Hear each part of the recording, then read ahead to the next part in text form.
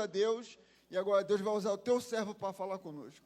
Pai, nós te pedimos, Senhor, usa teu filho para falar conosco aquilo que precisamos ouvir da tua parte. É isso que a tua igreja te pede, e já agradece por tudo que o Senhor vai falar, em nome de Jesus. A paz, irmãos, boa noite. Glória a Deus por estarmos nesse lugar. Enquanto o pastor João orava, eu falei com a Joyce, Deus já está falando. Abra sua Bíblia no segundo livro de Crônicas, capítulo 20. Segundo livro de Crônicas, capítulo 20. Minha versão é NAA. Segunda Crônicas, capítulo 20. A gente vai ler alguns versículos e depois a gente vai explorando o texto juntos. Amém? Depois disto, os filhos de Moabe e os filhos de Amon, com alguns dos meunitas, vieram para fazer guerra contra Josafá. Então vieram alguns que avisaram Josafá, dizendo: uma grande multidão está vindo contra Judá, do outro lado do Mar Morto da Síria. Eis que eles já estão em Azazon Tamar, que é em Edi. Então Josafá teve medo e decidiu buscar o Senhor, e proclamou um jejum em todo Judá. Judá se congregou para pedir socorro ao Senhor.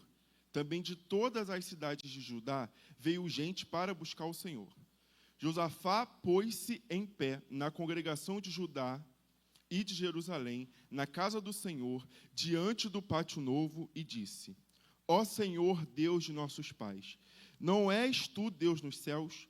Não és tu que dominas sobre todos os reinos dos povos? Na tua mão está a força e o poder, e não há quem te possa resistir. Agora o versículo 12. Ó nosso Deus, acaso não executarás o teu juízo contra eles? Porque em nós não há força para resistirmos a essa grande multidão que vem contra nós. Não sabemos o que fazer, mas os nossos olhos estão postos em ti, diante do Senhor. Todos os homens de Judá estavam em pé diante do Senhor com as suas crianças, as suas mulheres e os seus filhos. Então, no meio da congregação, o Espírito do Senhor veio sobre Jaaziel, filho de Zacarias, filho de Benaía, filho de Jeiel, filho de Matanias, levita dos filhos de Asaf. Jaaziel disse: escutem com atenção todo Judá, moradores de Jerusalém e rei Josafá. Assim diz o Senhor: não tenham medo, nem se assustem por causa dessa grande multidão, pois essa batalha não é de vocês, mas de Deus. Amanhã vocês irão ao encontro deles. Eis que eles virão pela ladeira de Ziz, e vocês os encontrarão no fim do vale, em frente do deserto de Jeruel. Neste encontro, vocês não precisarão lutar. Tomem posição, fiquem parados e vejam a salvação que o Senhor lhes dará.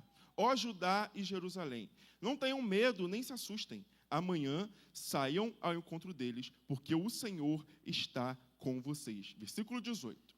Então Josafá se prostrou com o rosto em terra, e todo Judá e os moradores de Jerusalém também se prostraram diante do Senhor e o adoraram. Os levitas dos filhos do Coatitas e dos Coraitas se levantaram para louvar o Senhor, Deus de Israel, em voz bem alta. Na manhã seguinte, levantaram cedo e foram para o deserto de Tecoa. Ao saírem, Josafá pôs-se em pé e disse: escutem, povo de Judá e moradores de Jerusalém. Creiam no Senhor, seu Deus, e vocês estarão seguros.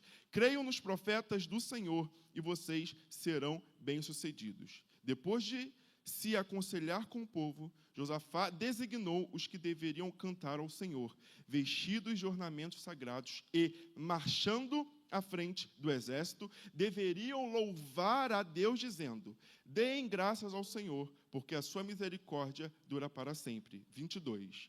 No momento em que eles começaram a cantar e dar louvores, o Senhor pôs emboscadas contra os filhos de Amon e de Moabe e os dos montes Seir, que vieram contra Judá e foram derrotados. Os irmãos podem sentar.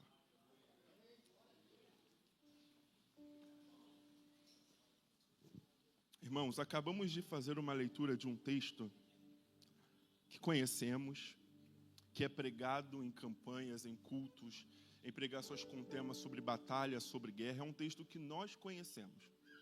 É um texto longo e por isso a gente pulou alguns versículos, mas juntos nós vamos explorar.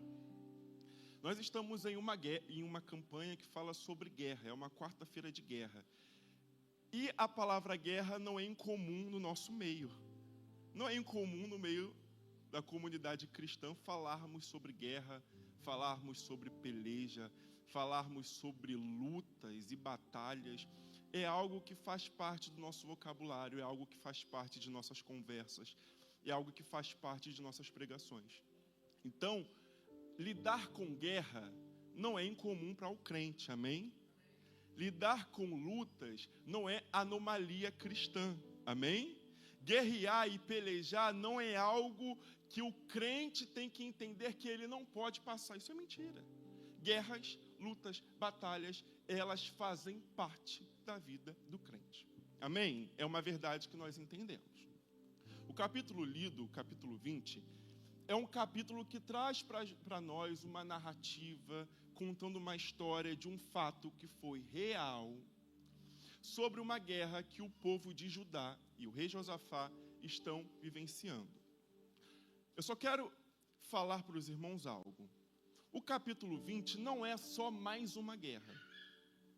O capítulo 20 não é uma guerra que nunca aconteceu. O capítulo 20 não é uma surpresa, não é uma notícia inesperada para Josafá. Por quê? O texto começa dizendo, depois disso, então antes tiveram outros acontecimentos. E um desses acontecimentos foi no capítulo 18, onde Josafá se envolve em uma guerra com o povo de Israel, incluindo o rei Acabe. E nessa guerra, Acabe morre e Josafá retorna para Judá. Então, Josafá e o povo de Judá estão vivenciando no capítulo 20 um momento de pós-guerra, um momento de pós-peleja, um momento de pós-batalha. E não foi qualquer batalha, como eu bem falei, Acabe tinha morrido nessa guerra do capítulo 18.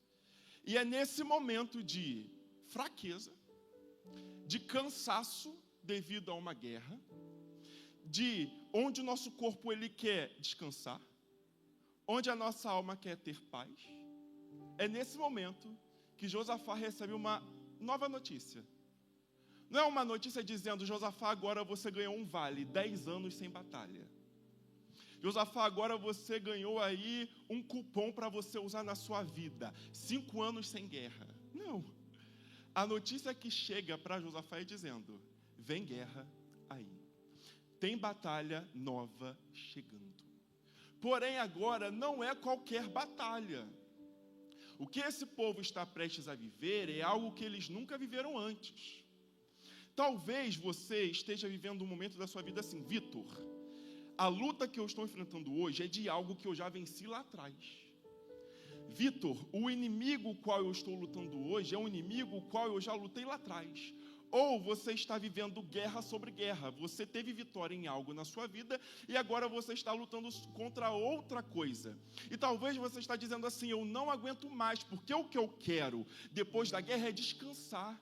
O que eu quero depois da guerra é ter paz. E talvez você não esteja entendendo, e talvez você esteja pensando que é uma anomalia na sua vida, você está enfrentando uma nova guerra. Mas o Senhor te trouxe neste lugar para dizer para você que é normal, e não se escandalize com isso.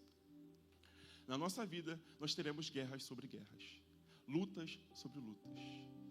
Guerra faz parte da nossa humanidade. Faz parte do que é ser homem, do que é ser mulher, do que é ser humano.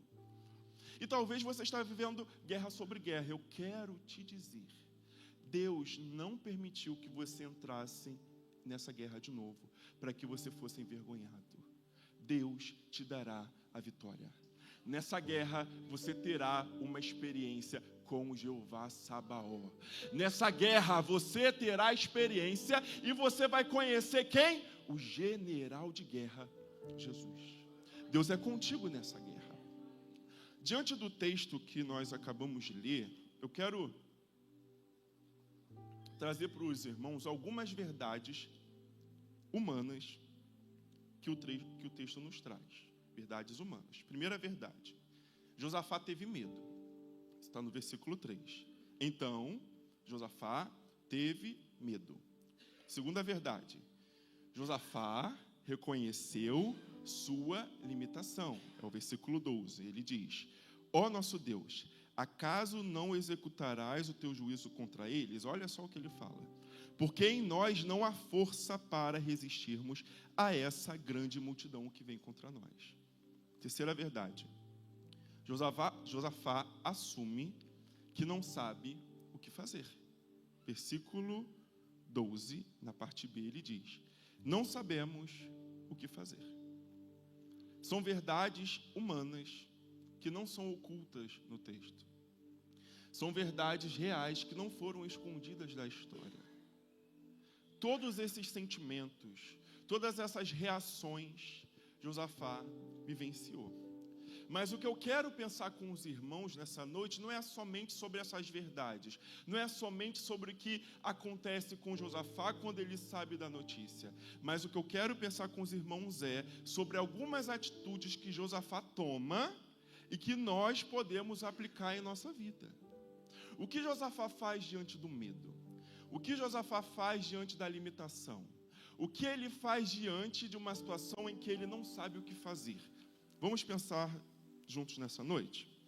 Primeiro, não seja dominado pelo medo. Versículo 3 diz: então Josafá teve medo. Medo é incomum? Medo é algo sobrenatural? Não. Medo é algo normal e natural do ser humano. Medo é uma emoção natural do ser humano. Medo é um sentimento que faz parte do ser humano. Sentir medo não é pecado. Ter medo não é incomum. Sentir medo não é antibíblico. Ter medo faz parte de um sentimento humano. A grande questão é: o que eu faço com o medo? Existem pessoas que, ao sentir medo, elas vão e recalculam a rota. Então, o medo é que pode impedir que pessoas tomem decisões erradas.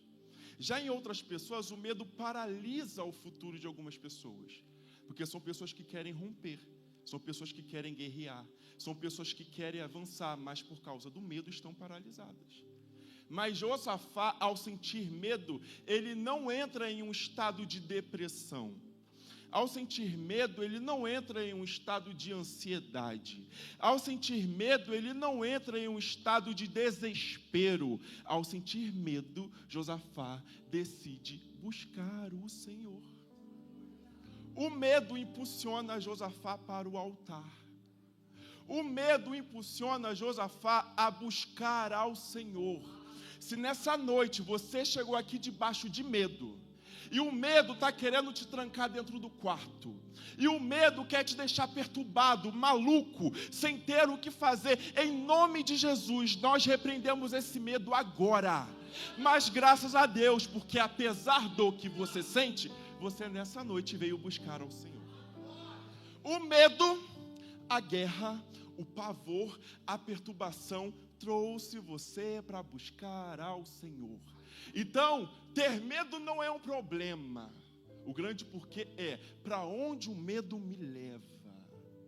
Para onde o medo me impulsiona? E o medo na vida de Josafá o levou para o altar. Você está com medo? Ore. Está ansioso? Ore. Está depressivo? Ore. Está perturbado? Ore. Busque ao Senhor. Amém? O medo não vai te parar. Vivemos em um tempo onde todo mundo sente medo. A gente liga jornal, as notícias nos dão medo. A gente sai na rua, a gente vê alguém andando muito perto, a gente sente medo. O tempo todo, a nossa realidade, o nosso cotidiano, a nossa sociedade nos impulsiona a sentir medo. E se dermos vazão ao medo, se dermos brecha ao medo, nós podemos entrar em um estado de completa falta de confiança em Deus, de completa fase e momento de doença na alma, de doença emocional, de doença na mente. Então, nessa noite, mais uma vez eu declaro, em nome de Jesus, se alguém entrou aqui com medo, esse medo hoje não vai te deixar maluco, esse medo hoje não vai te deixar perturbado, esse medo hoje vai te aproximar do Senhor. Esse medo vai te dar combustível para buscar ao Senhor. Amém? Segunda verdade, segunda atitude que podemos aprender com Josafá. Tenha discernimento. Josafá entende que essa guerra precisa ser levada para o nível espiritual. Quando vem a notícia de uma guerra, não está falando que está vindo contra eles demônios, é isso? Está falando que está vindo um exército. É uma guerra que está sendo manifestada onde? No mundo físico, no mundo real. Mas apesar de estar sendo manifestada no mundo físico e real, né, natural, Josafá tem um discernimento de que aquilo é espiritual. Talvez você está lutando guerras apenas no âmbito natural, apenas no âmbito daquilo que você vê, daquilo que você toca. Nessa noite o Senhor está dizendo, tenha discernimento. Josafá, ele não se preocupa em identificar o poder bélico que ele tem para aquela guerra. Ele não senta com seus conselheiros para falar qual é a estratégia da guerra. Ele entende que se trata de uma guerra, de um problema que deve ser levado para o nível espiritual. O versículo 3, na parte B, diz, e proclamou um jejum em todo Judá. Ele não convocou os homens para treinarem para a batalha. Ele não treinou os homens para afiarem as suas espadas. Ele convidou o povo para vir pro espiritual. Ele convidou o povo para jejuar. Ele entendeu que aquela guerra precisava ser levada para o nível espiritual. O próprio Jesus nos ensina isso em Mateus, capítulo 17, 21, dizendo, mas esse tipo de demônio só pode ser expulso por meio de oração e jejum. Aqui, Jesus reafirma que existem níveis de guerras que a estratégia é na oração e no jejum. Existem guerras que a estratégia a ser usada é oração e jejum. Ele entende que não tem como fazer de outra forma. Ele entende que deve ser levado para o nível espiritual. Talvez você esteja lutando há 10 anos uma guerra que já poderia ter acabado se você soubesse ou tivesse o entendimento que deveria estar lutando no nível espiritual. Deus já poderia ter dado fim a problemas interpessoais, emocionais, no trabalho, na saúde, na família, se você tivesse levado essa guerra para ser lutada no nível espiritual. E talvez você está vivendo um ciclo de guerra que está durando 10, 15, 20 anos, porque falta em você discernimento para entender como você deve lutar essa guerra. E a minha oração nessa noite é para que o Senhor nos dê discernimento para identificar que as guerras que temos enfrentado são guerras espirituais e nos dá força e coragem, ânimo para lutar essas guerras no nível do Espírito. Amém? Outra lição que aprendemos com Josafá. Não se prenda ao cenário desfavorável, mas olhe para o Senhor. Versículo 12, na parte B, quando ele diz, não sabemos o que fazer, e por isso ficamos desesperados, é isso? Não sabemos o que fazer, e por isso estamos indo lá olhar onde eles estão, é isso? Não. Não sabemos o que fazer, mas os nossos olhos estão postos em Ti. Eu não sei qual atitude tomar, mas os meus olhos estão postos no Senhor. Josafá, ele não se prende à realidade natural. Josafá não se prende à realidade física, ele não fica olhando, ele não fica concentrando a sua mente, o seu pensamento para o cenário natural e real que está diante dele. Ele olha para o Senhor. Nessa noite, a pergunta que eu te faço é: diante da guerra, para onde você está olhando? Diante da escassez, para onde você está olhando? Diante do diagnóstico, para onde você está olhando? Nessa noite, o Senhor te convida a olhar para o alto. Salmos 121. Eleva os meus olhos para os montes. E aí ele faz uma pergunta: de onde me virá o socorro? O meu socorro vem do Senhor, que fez o céu e a terra. Meu irmão, diante dessa crise, diante dessa batalha, diante dessa luta, não foque no cenário que está diante de você. Olhe para o alto. Existe uma canção, eu não vou cantar, que diz: olharei para o alto, de onde vem socorro, e é firme na rocha que eu terei vitória. Olharei para o céu, olharei para o alto. Você pode fazer assim, rapidinho? Isso. Olhe para o alto. Se você ficar olhando muito para o que está diante de você, você vai ficar louco, ansioso, perturbado. Mas nessa noite o Senhor te convida: olhe para o alto. Porque quando você olha para o alto, você vê o Senhor que está em um trono que não tem crise. Quando você olha para o alto, você vê um general de guerra que não perde batalhas. Quando você olha para o alto, o que está diante de você é provisão, é livramento, é palavra. Então nessa noite o Senhor te convida: não olhe para o cenário, olhe para o alto. Diante da guerra, diante da crise, diante da provação, olhe para o Senhor, olhe para o alto. O Senhor nessa noite nos convida a olhar para o alto, a olhar para cima. Quarta lição que podemos aprender com Josafá: seja dependente. Josafá era um rei, Josafá tinha um exército, mas a preocupação dele não é preparar o exército, não é abrir o arsenal de guerra para ver se tem espada suficiente para a batalha. O que Josafá faz é orar. O que Josafá faz é depender do Senhor. Salmos 20, versículo 7. Uns confiam em carros e outros em cavalos. Tudo isso Josafá tinha. Mas nós faremos menção do nome do Senhor, nosso Deus. Na Bíblia a gente vê muitas passagens de guerra falando sobre cavalos, sobre carros. Quando está falando isso é porque naquela época, carros, cavaleiros, cavalos, era sinônimo de poder bélico do exército. Era sinônimo de riqueza e de força. Mas Josafá, ele não se preocupa em ir na força dos seus cavalos. Ele não se preocupa em ir na força de seus soldados. Ele escolhe depender do Senhor. Provérbios 21, 30. Prepara-se o cavalo para o dia da batalha, porém, do Senhor vem a vitória.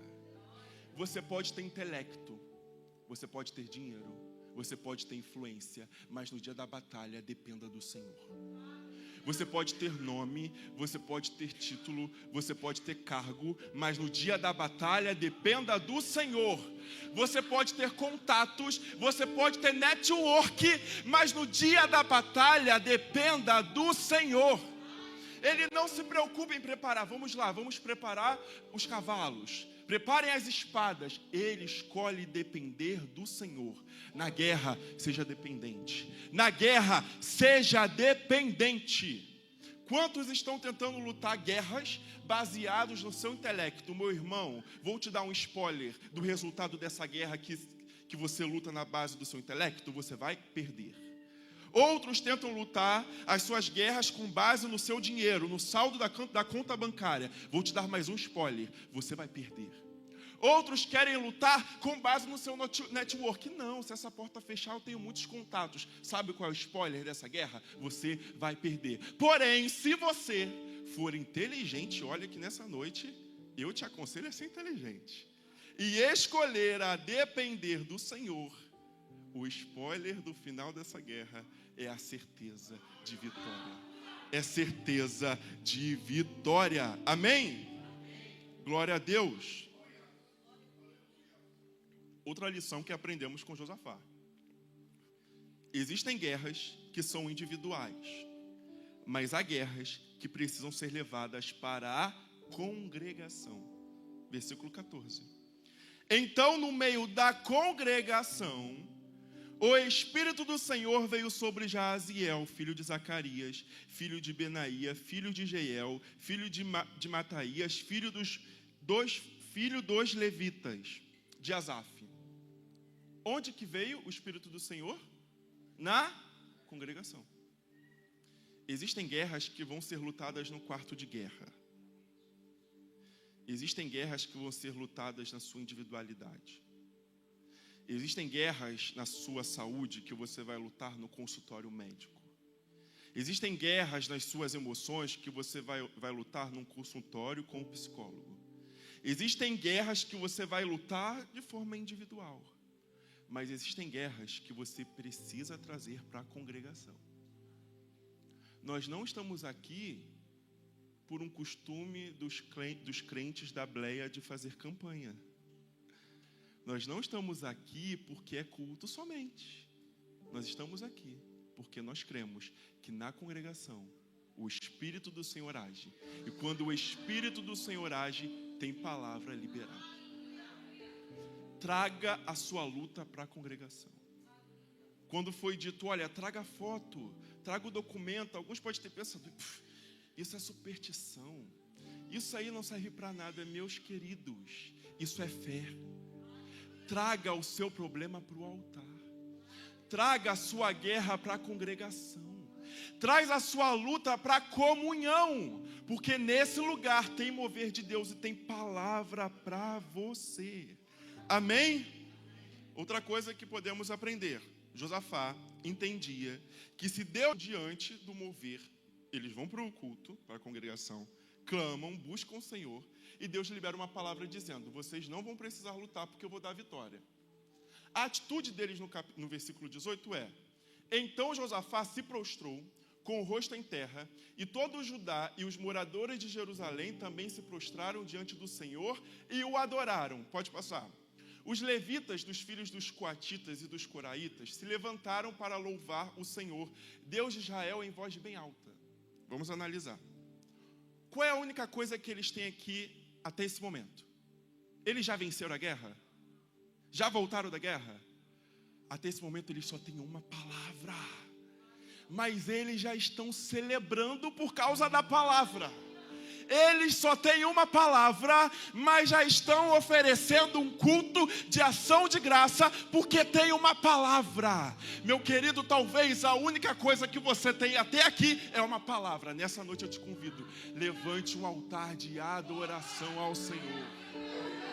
Aí talvez você, metido, esteja pensando assim, Vitor, eu não vou cantar a vitória antes da guerra, porque assim, né? O crente canta antes da guerra, durante a guerra e depois da guerra. O crente adora antes da batalha, durante a batalha e depois da batalha.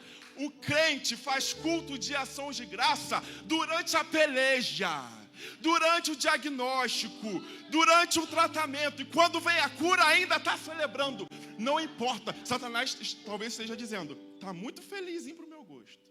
Está muito contente para o meu gosto. E aí talvez ninguém entende. Gente, fulano está todo atribulado de guerra, mas está adorando.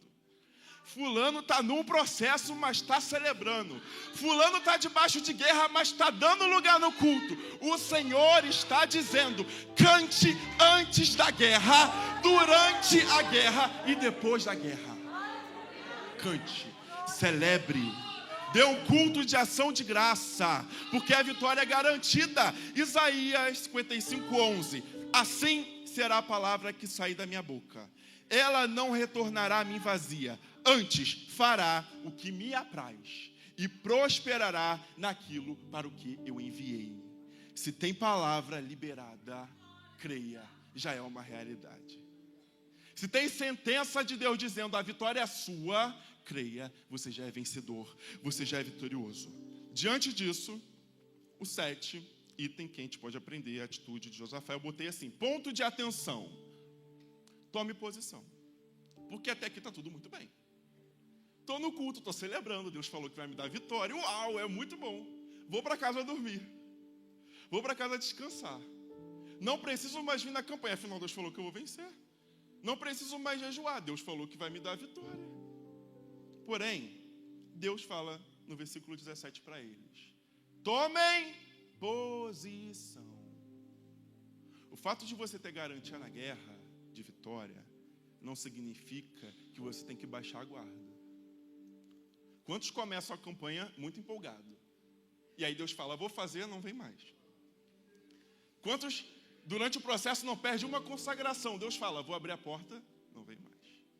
Não baixe a guarda. Não baixe a guarda. Tome posição. E Deus fala, vão e tomem posição. Quem faz é quem? É o Senhor. Quem opera é quem? É o Senhor. O que cabe a mim? Obedecer. Como? Na posição. Deus está dizendo, eu vou te dar vitória, mas a você cabe estar posicionado. Eu vou te dar vitória, mas a você cabe ter posicionamento, ter postura. Tenha postura na guerra. Qual é a postura que Deus pede deles? Fiquem parados e veja o livramento do Senhor. Outra coisa que Josafá nos ensina, já estamos finalizando. Não dê ênfase ao inimigo. Josafá dá uma orientação para o povo, que é o seguinte. Ele diz para que, na frente do exército, os cantores e os levitas vá à frente do exército, celebrando ao Senhor, adorando ao Senhor. O que me chama a atenção é que Josafá dá o tema da canção. Josafá não fala para eles cantar sobre a guerra. Josafá não fala para eles cantar sobre o inimigo. Josafá não fala para eles cantar um corinho de fogo falando que Deus vai entrar no cemitério e que vai fechar a boca do fofoqueiro. Não é isso. O tema da canção é o seguinte, vocês vão cantar sobre a bondade de Deus.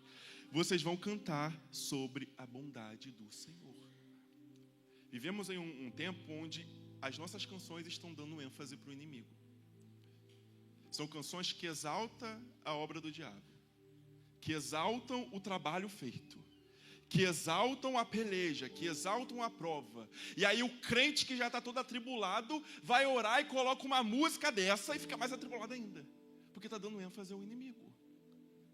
Quando você vier para o culto, não cante sobre a sua prova, cante sobre a bondade do Senhor. E aí eles vão na frente cantando, és fiel em todo tempo. Em todo tempo, tu és tão, tão bom. Com todo o fôlego que eu tenho, eu cantarei da bondade de Deus.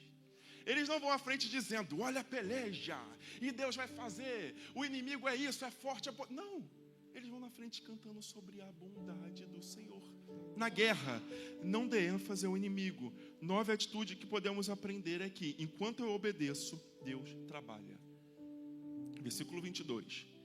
No momento em que eles começaram a cantar e dar louvores, o Senhor pôs emboscadas nos inimigos. À medida que você obedece, Deus trabalha.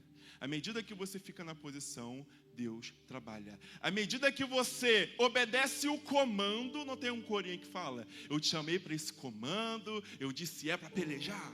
Nessa noite o Senhor está falando, o comando que eu estou dando para você é para você adorar.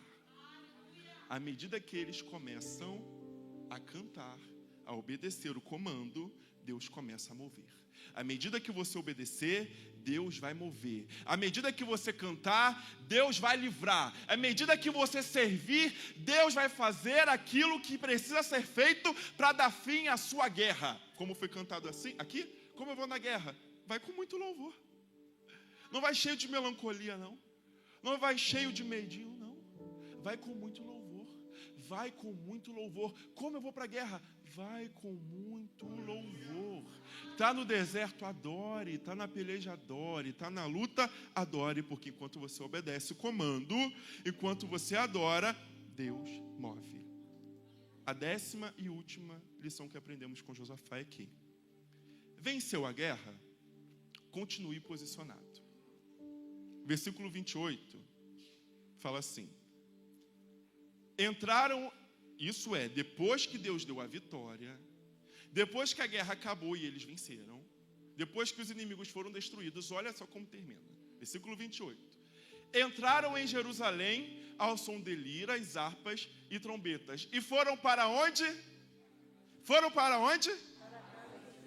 Eles voltaram para a congregação. Uau! Por que a gente some, gente, depois da vitória? Deus está dizendo, tem essa postura. Depois da vitória, volte para a congregação. Depois da vitória, volte para o lugar da oração. Depois da vitória, volte para o lugar da celebração. Venceu a guerra? Continue posicionado. Na história de Josafá e de Judá, a gente consegue perceber que nessa guerra foram usadas as armas da oração, a arma do jejum, a arma da palavra, porque teve palavra liberada, e a arma da oração. Está perdido, está sem estratégia, não sabe o que fazer, está confuso. Nessa noite o Senhor te diz: ore, jejue, obedeça a palavra e adore. Podemos orar, pastor? Fique de pé.